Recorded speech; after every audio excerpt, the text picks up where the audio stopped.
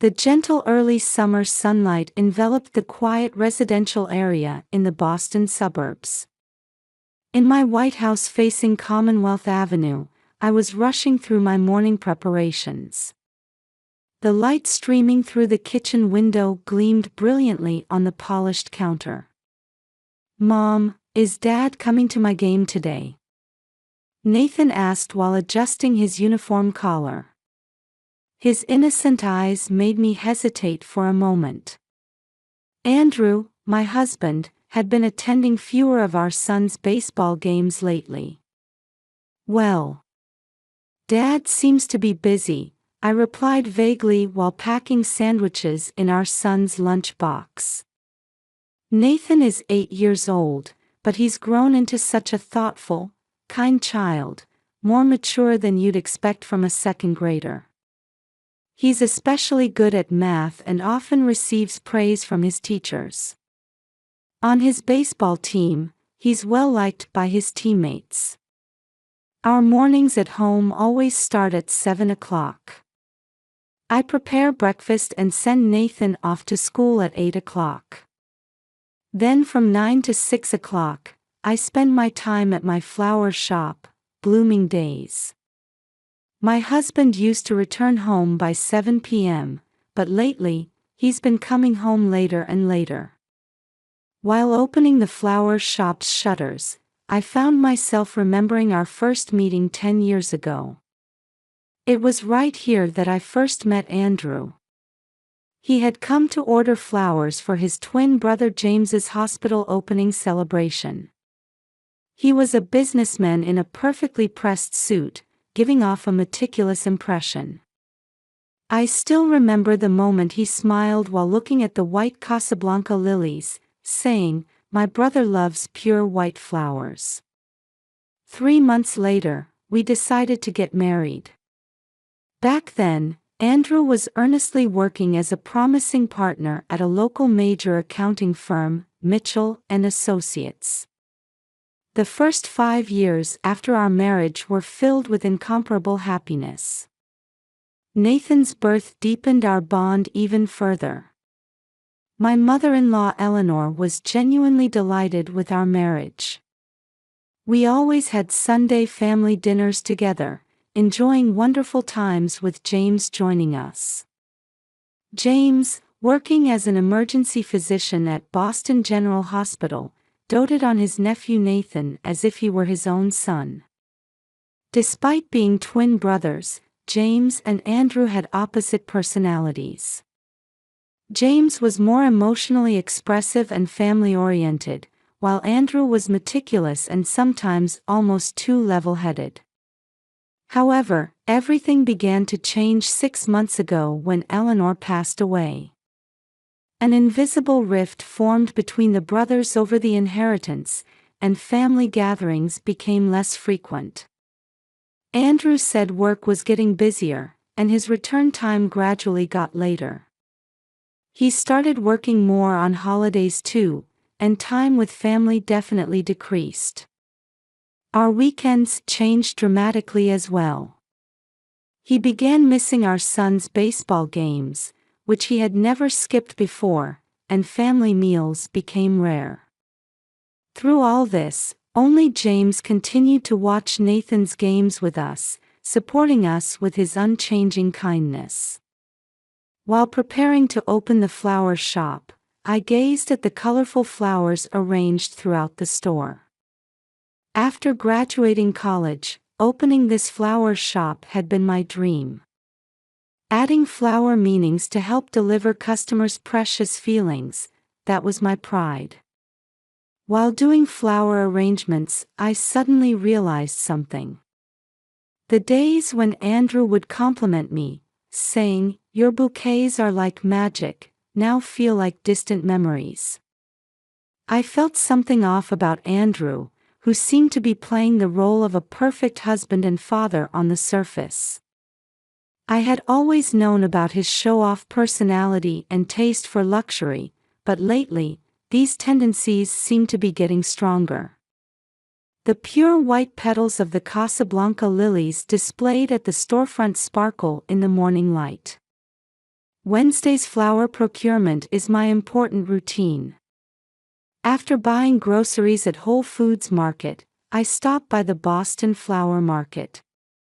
Seeing the fresh flowers always helps me feel at peace. While making flower meaning cards for Nathan, I think about his growth. Recently, he's started remembering flower names and occasionally helps mind the store. Mrs. Wilson from Sacred Heart Church always praises his adorable customer service whenever she visits. He attends Sunday school at church and seems to have fun surrounded by many friends. Baseball practice at Cold Spring Park. On Saturday mornings, Nathan is the first to grab his glove and start playing catch with James. Andrew used to join them too. Recently, he's always dressed in luxury brand suits and never puts down his mobile phone, even on holidays. He rarely shows up at Ward Elementary School's parent meetings anymore. Looking at the tree-lined Commonwealth Avenue, I let out a deep sigh. My wedding ring sparkles in the morning sun. Our story, which began through these flowers 10 years ago, was about to take a new turn. Boston College's clock tower strikes 8 o'clock in the distance. At this moment, we had no way of knowing about the terrible fate awaiting our family. Yesterday was Saturday, normally a day when we would watch our son's baseball game as a family. The sun was high from the morning, and a refreshing breeze swept through Cold Spring Park's grounds. However, that morning, Andrew unusually announced he would cancel all weekend plans. "Sorry, I have to review some important documents today. I'll definitely come to the next game." Nathan showed a slightly lonely expression but simply answered, "Okay." Lately, our son seemed to be learning to accept his father's absence. Seeing this broke my heart. Andrew holed up in his study, facing documents all day. Though he was always meticulous by nature, this day he seemed unusually nervous.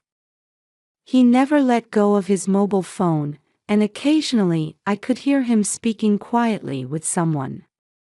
He even refused lunch, saying, "I'll eat later," and didn't open the door until evening. That night, concerned about my husband's behavior, I stopped in front of his study. I could hear his mobile phone conversation from inside. "Yes, everything's going smoothly. I've prepared everything perfectly for tomorrow." There was a coldness in his voice that I'd never felt from my husband before. And when I woke up this morning, the aroma of coffee was wafting from the kitchen. Surprisingly, Andrew was preparing breakfast. "Good morning, Kate." My husband smiled at me with a gentler tone than usual. On the table were freshly baked croissants and scrambled eggs. It was as if yesterday's puzzling behavior had been a lie. "I'll make a special dinner tonight. I haven't been able to spend much time with the family lately because of work." Nathan's face lit up at those words. "Wow, Dad's cooking." After breakfast, I started the flower shop's business as usual. With the changing season, I needed to update the store's displays. While creating arrangements highlighting the vibrant colors of hydrangeas, I was fighting an unsettling feeling. Around 2 p.m., I received a message from Andrew. "I'll be home at 7 o'clock tonight. Look forward to it." A message that would normally warm my heart felt strangely unnatural today. It was abnormal for my husband to say he would cook in the first place. In our 10 years of marriage, he had only been in the kitchen a handful of times. At 6:30 p.m., I went to pick up Nathan. My son, finished with his after-school program at Ward Elementary School, was in an even better mood than usual. He kept asking, "Mom, is Dad really going to cook for us?" When we arrived home, warm light was seeping from the entrance. The living room chandelier was softly glowing, and an unfamiliar expensive-looking tablecloth was spread on the table. The dishes we had just bought from Pottery Barn were carefully set out. From the kitchen came the aroma of New England clam chowder. Homemade focaccia seemed to be baking as well. And yet, why? This abnormal perfection stirred up my anxiety. Andrew's behavior was somehow different from usual too. He used the knife with unfamiliar movements, occasionally checking the recipe. Though his expression seemed peaceful, there was obvious tension in his gestures. What particularly concerned me was his habit of checking the clock every 3 minutes. "It'll be ready in about 30 minutes. Saying this, he picked up his smartphone again. His expression tensed for just a moment at some message that had arrived on the screen. While helping with our son's homework, I observed my husband's movements in the kitchen. The sound of putting down the knife, stirring the pot, checking the oven temperature, everything felt unnaturally careful and calculated. "Mom, Dad's soup smells delicious," Nathan said with an innocent smile. At that moment, a chill ran down my spine. My intuition told me that some terrible intention was hidden behind these overly perfect dinner preparations. On the dining table, the candlelight flickered quietly. The steam rising from Andrew's New England clam chowder created a fantastical scene in the warm lighting. The homemade focaccia had a perfect golden color, and the salad made with local vegetables was visually stunning. "Please, have a seat." There was a strain in Andrew's voice. The soup poured into the expensive Pottery Barn dishes looked just like something from a restaurant. Why would my husband, who had always been distant from cooking, prepare such an elaborate meal?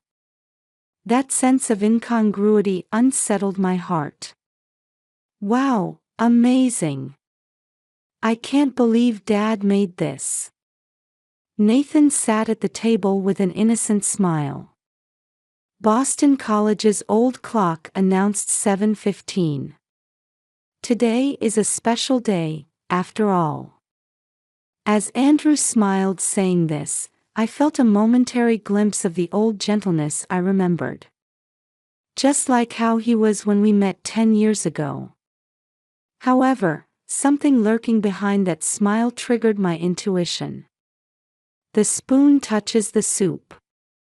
A warm saltiness spreads through my mouth. It was definitely skillfully made. And yet, this perfection only heightened my anxiety. "Hey Dad, did you really make this yourself?" "Yes, following the recipe." "Do you like it?" The conversation seemed to flow naturally. However, I noticed Andrew's left hand unconsciously touching his smartphone. It was about 10 minutes after we started eating when I first noticed something was wrong. Nathan was the first to sense it. "Mom, I feel sick." My son's voice was trembling. Right after that, I was hit with severe dizziness. My vision began to distort, and the sensation in my limbs started to dull. "Nathan." The moment I tried to stand up, my knees gave out. I fell to my knees on the living room floor and lay there. Right next to me, Nathan had fallen in the same way. "Dad, help." My son's pleading voice. However, Andrew didn't even stand up. Rather, he seemed to be watching calmly. There was no longer a trace of warmth in his expression. I was still conscious but instinctively closed my eyes and pretended to be unconscious. Nathan seemed to be copying me. My smart son might have intuitively understood the abnormality of the situation. At that moment, Andrew's mobile phone rang. "Yes, it's done. They'll both be gone soon." A matter-of-fact tone. As if he were making a routine business report. "Yes, everything's going according to plan. Leave the rest to me." After hanging up the phone, Andrew left, his footsteps heading toward the study. Waiting for that moment, I whispered to my son. "Nathan, don't move." Opening my eyelids slightly, I could see my son give a small nod. My clever child was following my instructions perfectly. The second hand of the living room clock ticks forward with cruel slowness. Car lights from Commonwealth Avenue occasionally shine through the windows. The street's usual comfortable bustle now only heightened the unusual tension. We lay there as if time had stopped. I could feel Nathan's small body trembling slightly. But he was enduring desperately. His courage brought tears to my heart. From the study came intermittent sounds of papers being put through a shredder. Between these sounds, Andrew's mobile phone conversations leaked through. "Yes, they're not moving anymore. The effect is certain." I felt my spine freeze. My husband was observing us from afar. He didn't try to come closer to check. That was fortunate in our misfortune. Outside the window, the sun had completely set, and darkness was deepening. The candle on the table was still quietly burning. Its light cast the shadows of the fallen mother and child on the wall, as if foretelling the tragedy about to unfold.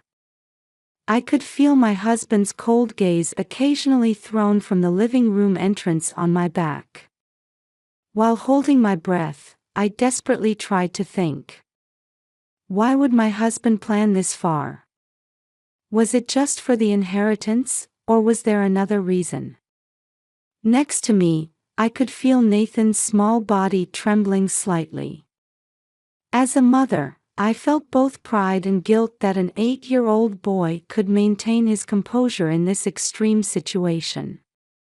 I could see a single bead of sweat rolling down his forehead. He must be fighting against his fear. The air in the room gradually grew heavier. The food on the table had gone cold. What was once a symbol of our warm home had now become an instrument of poisoning. The shadows cast by the chandelier's light created eerie patterns on the wall. The clock's second hand moves forward mercilessly, as if counting down the remaining time of our lives.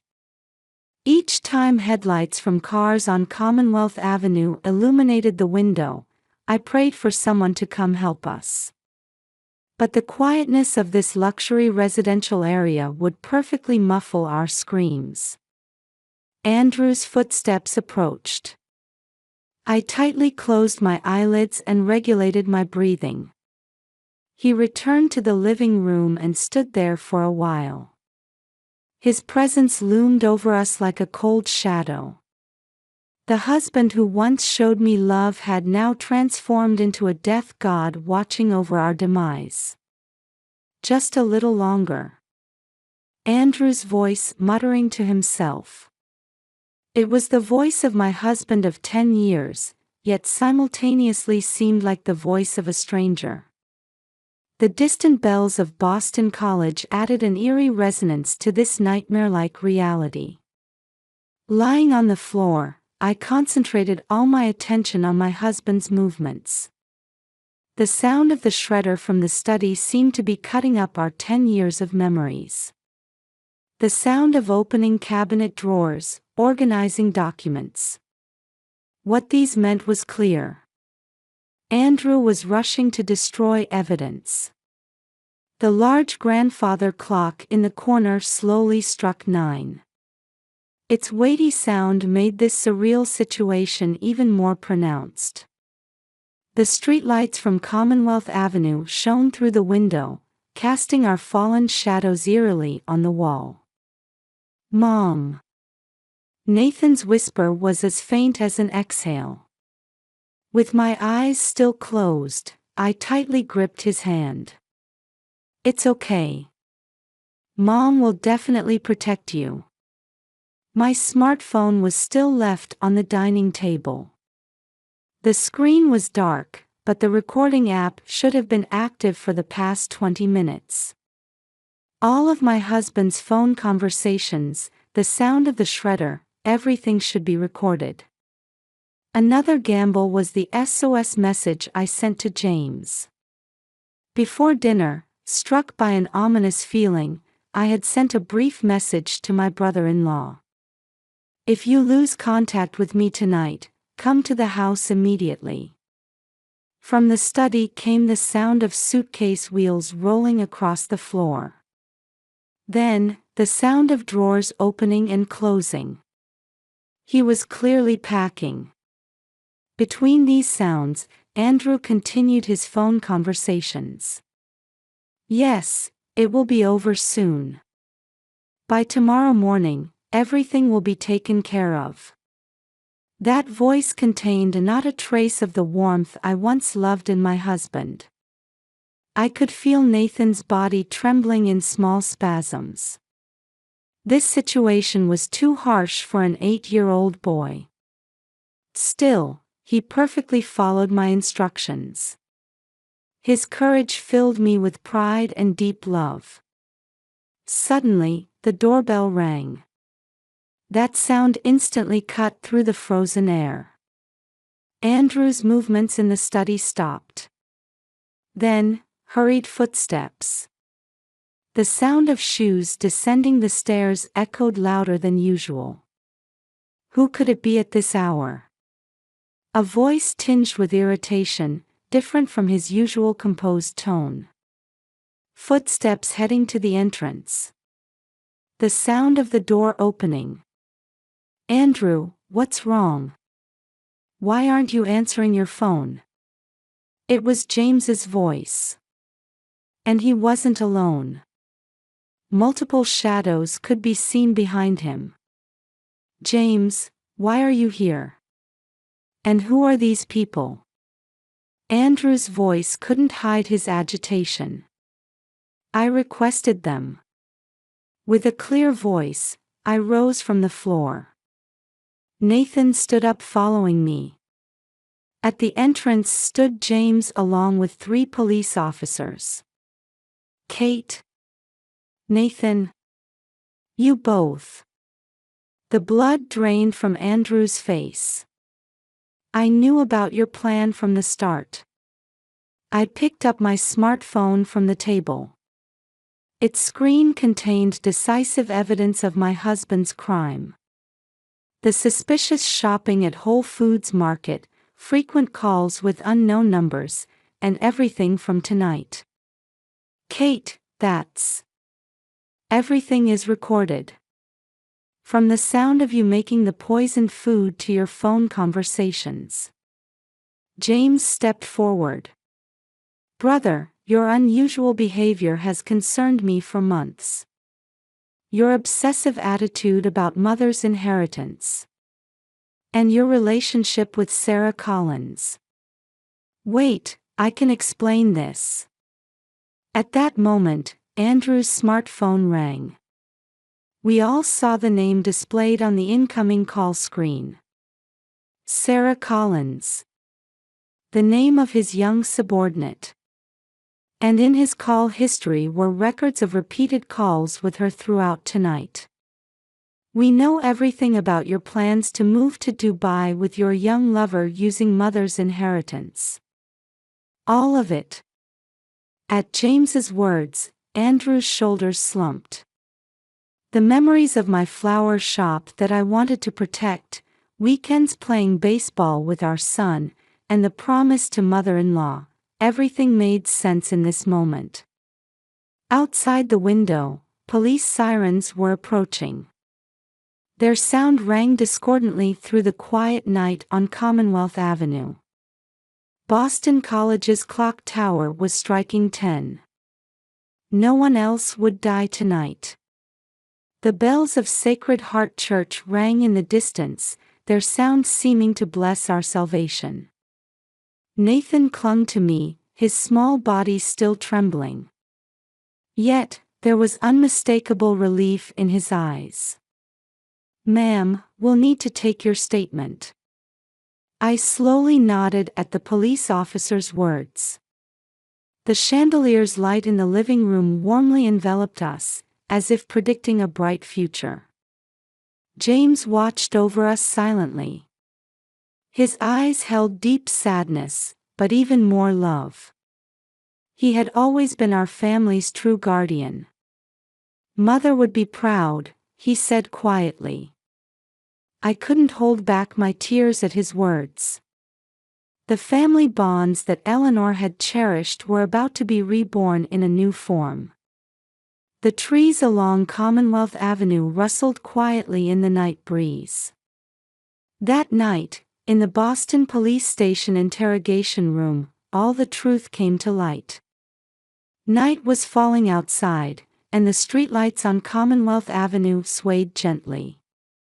Nathan was receiving care from a child psychologist in the next room. Here are all the recorded conversations. When I handed my smartphone to the investigator, Andrew's fate was sealed. They said he was maintaining his silence in the adjacent interrogation room. However, there was already sufficient evidence. James explained the course of events with a heavy expression. "I first noticed something 3 months ago. During a routine checkup at the hospital, I accidentally overheard Andrew's suspicious conversation. Massive embezzlement at the accounting firm Mitchell & Associates, an affair with his young subordinate Sarah Collins, and plans to move to Dubai. His gambling debts exceeded $1 million, further inflated by collections of luxury sports cars and brand items. Eleanor's inheritance of $50 million was his solution to everything. The events of that night had actually been under close surveillance. After receiving my SOS message, James had coordinated with the police. An emergency medical team was also standing by in case of the worst. The interrogation continued until early morning, and we began temporary refuge at James's house. The following days felt like being in the midst of a storm. The arrests of Andrew and Sarah shocked the local community, and combined with the firm's embezzlement case, it was widely reported in local media. And now, a month later, at Cold Spring Park in early summer. On the fresh green grass, Nathan was playing catch with James. Following our suggestion, the inheritance would be donated to Boston College's scholarship program. We knew Eleanor had a deep interest in supporting education during her lifetime. The Sacred Heart Church community continues to support us warmly. Nathan is continuing his weekly counseling, and we're receiving positive reports from his therapist. His grades at Ward Elementary School remain excellent, making me proud as his mother. "Hey, Mom." Nathan sat beside me, sweat glistening on his forehead as he carefully held his baseball glove. "Are you still scared of Dad?" The unexpected question made me pause for a moment. But looking into my son's clear eyes, I answered quietly. "No, I'm not scared. Because we have our real family, you, Uncle James, and Grandma in heaven." Today, as always, colorful flowers bloom in blooming days. The white Casablanca lilies no longer evoke sad memories. They have now become a symbol of new hope. Next weekend is an important game for Nathan's baseball team, the Newton Stars. As we watch from the stands, I'm sure Eleanor's gentle gaze will be with us too. Sometimes family isn't just about blood ties. I believe that true bonds grow stronger and deeper beyond these trials. Our new story has only just begun.